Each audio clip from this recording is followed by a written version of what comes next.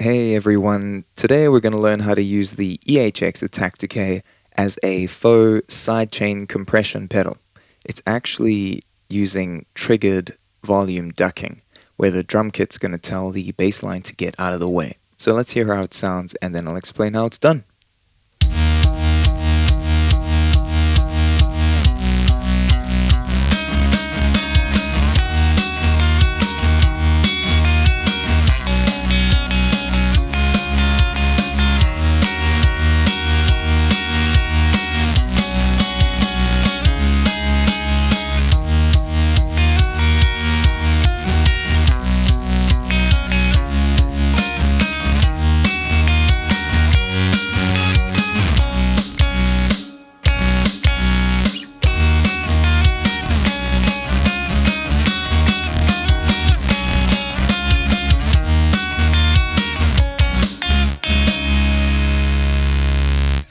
Alright, that's pretty awesome.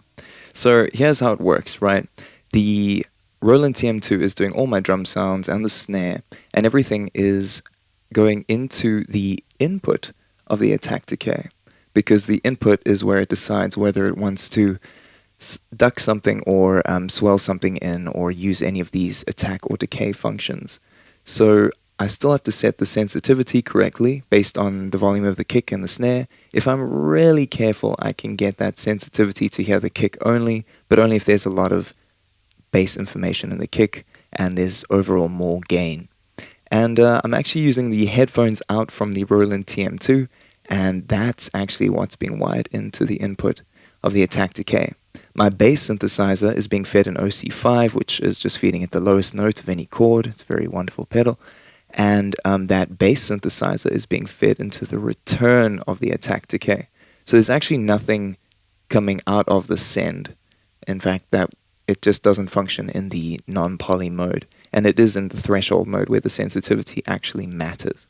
I'm still using a compressor at the end because obviously it can get out of hand with volume levels and things like that. And we can change how quickly it all fades in using the attack. And in fact, you can get it to be so subtle that you don't even notice that the sidechain is there. You can still hear it then, but you can really dial it back until it's almost invisible.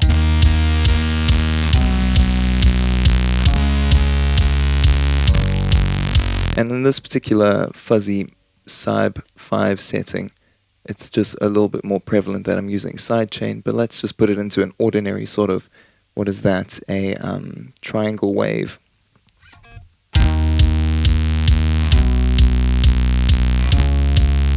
Now you really can't tell it's even doing sidechain, and that's really cool if you want to increase the overall volume and have your kick firing and your bass just get out the way and it doesn't clip an amp or something like that. Or if you just want to have a louder mix overall.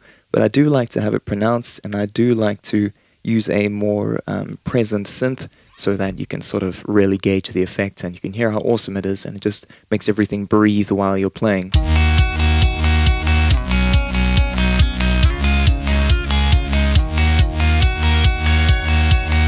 And the snare will do the same thing because, like I said, the Attack Decay is just listening to a loud enough signal from the Roland TM2 to bother to attack slowly.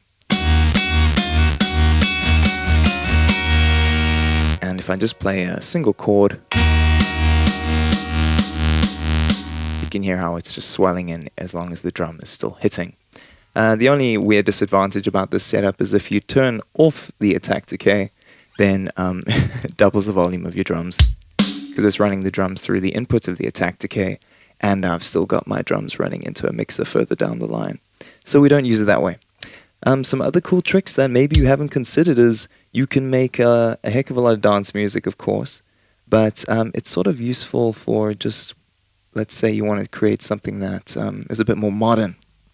So let's try adding a synth with my Psy1 on the guitar, as well as the bass, of course, just adding, and then these different drums.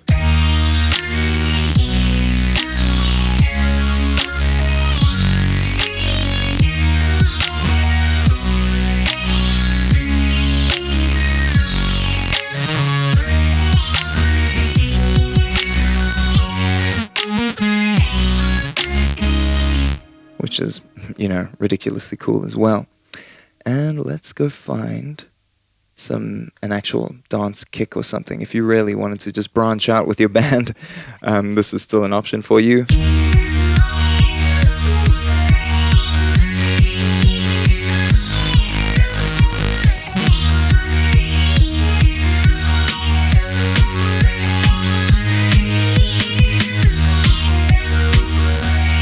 And it's really good for build-ups in that way.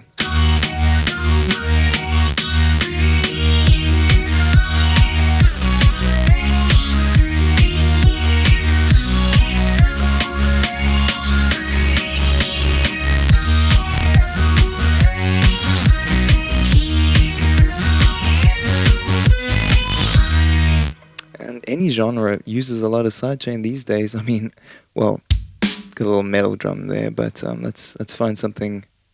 Let's find something super cool, like drum and bass is super cool.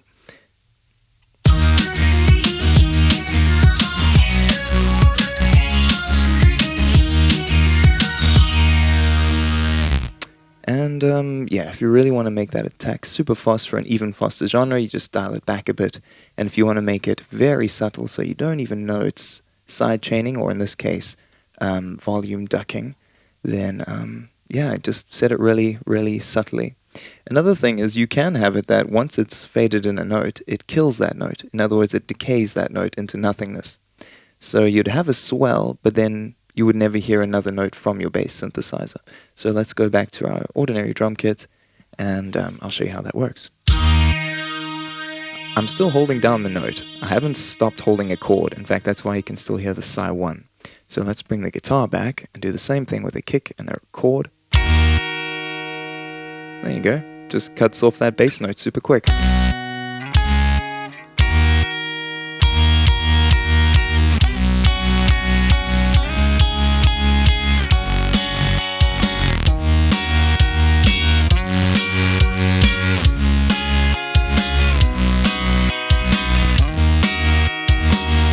And in that way, it's actually really cool if you just want to have a bass guitar follow your kick drum and get out the way as soon as the kick's done. So let's go with a very short attack, and then it decays away completely. That really is just a tiny blip, so let's bring it up a fraction more. A little too long? You want it to just sound like you've got a bassist following your kick drum.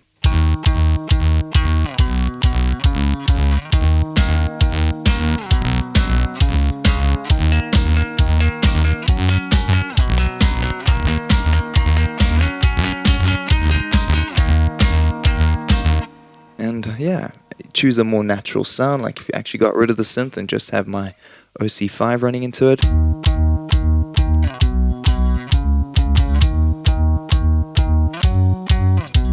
Pretty cool for like a sort of, I don't know, it's even kind of punky if you think about it. So I'll add in a little bit of an upper octave from the OC5 down below, just so you can really hear what I'm doing. Just so you can actually hear that.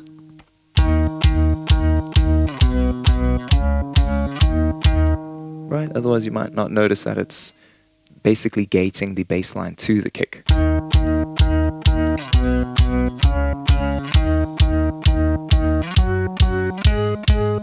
Yeah, so it's absolutely wicked. And let's see, what else can we think of just before we clock out? I'll show you just how quick this thing can be if you wanted to make, what if we wanted to make something that's a little bit more insane?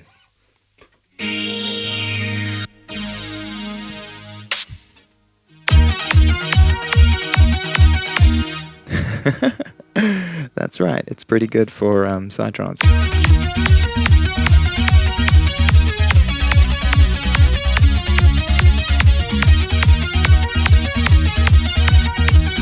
And with that side 5 back.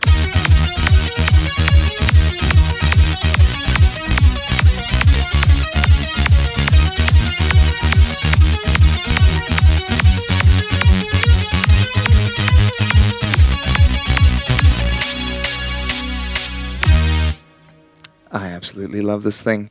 But yeah, I'd imagine you could still use it in like a very cool 80s sort of way. Let's just go back to a more natural drum kit, bring back that rise, and let's find what's more 80s than that. This is some pretty 80s synthy stuff, right?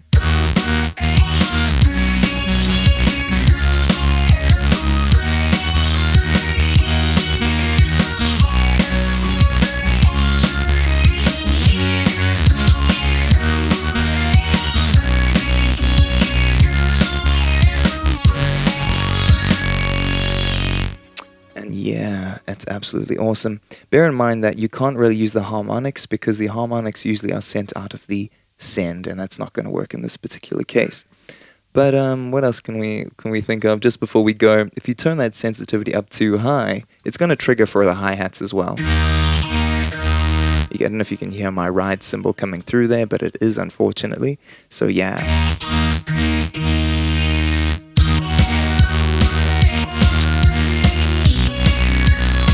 Can actually see when it's triggering on the Attack Decay on that little light there, and that's showing you that even the cymbals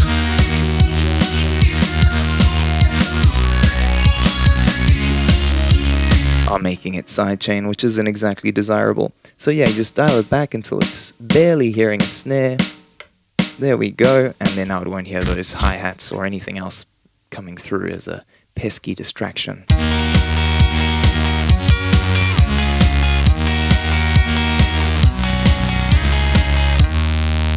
Anyway, thank you so much. If you want to hear more of these crazy experiments, then feel free to subscribe. I'm sure there's other crazy ideas on their way, so I'll look forward to you joining me for those. Thank you so much.